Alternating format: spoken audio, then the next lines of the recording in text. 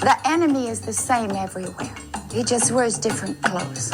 And he's after our children. And we can see that. We've had more deaths in abortion than any African genocide have ever killed in one war. We've had more children in America abducted out of our living room than the 50,000 children abducted in the war I was in. And I still live in war zones. Children are abducted. Children are the victims of war after war after war.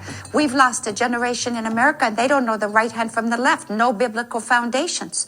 And so the same in Africa. In our living rooms, our children are abducted through internet into pornography, into immorality, into violence, into trafficking, into witchcraft. Join the occult. I've seen it in Christian homes, and they signed up for Satanism and had to denounce Jesus on the internet. And so right under our noses, we've lost our children. And now we're waking up going, oh God, what can we do? It reminds me of Samson put his head on the lap of Delilah.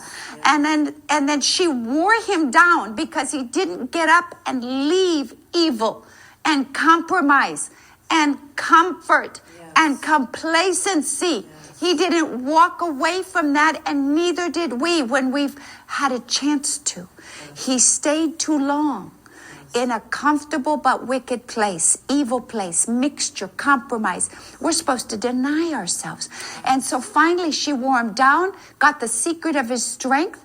The secret of our strength as children of the living God is holiness, righteousness, fear of the Lord, uncompromised biblical standards as our foundation, and our prayer life. Cut off. All of it. And then all of a sudden, when she has cut Samson's hair, wake up, Samson. The Philistines are on you. And that's what we've done in America. Wake up. The enemy's on you. And they're going, well, he's in my living room. Now I don't know how to get him out. But I thank God in his mercy that Samson's hair grew back. Yes. And there's hope. But as we're waking up and finding, how did I lose my kids? What about my future? I've lost my destiny. You know, when we lose our destiny, we lose our direction. And we've been a lot of aimlessness, round and round the mountain. How come we can't bring God into situations? Well, we let him be removed from our schools. Our motto over there in those nations is Bibles instead of bullets. But America needs that almost more than we do now.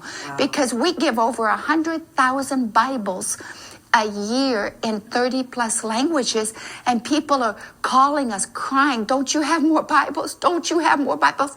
They want the Word of God more than food.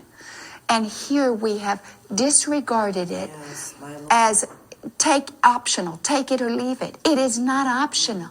It's the bread of life. He said we don't live by bread, we live by every word. Well, how have we survived without his word? We've got to get back to the word in America. We've got to know our foundations. We've got to love prayer again. And I call it force feeding.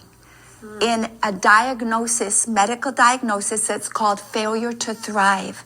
Wow. It's when a baby dies in its mama's arms because the sucking has got weaker and weaker and weaker because the baby wasn't getting enough milk, so doesn't have the strength to suck. So he stops crying. There's no gastric juices. And the baby can die in its mother's arms. When they came into the ER at the hospital, if the baby's dead, she said, well, I just thought he was sleeping. He doesn't cry anymore. He's not hungry anymore. Is the church in America hungry anymore? Jesus. And so if the baby's still alive, this is what we do. We put a tube down, pump milk into the stomach. We call it force feeding. When the milk activates the gastric juices, the baby starts to cry again. And then he's hungry again. And then he gets strong enough to suck again. And then when the baby's crying in the house, nobody sleeps. Because God responds to the hunger of his children. But if we're not hungry,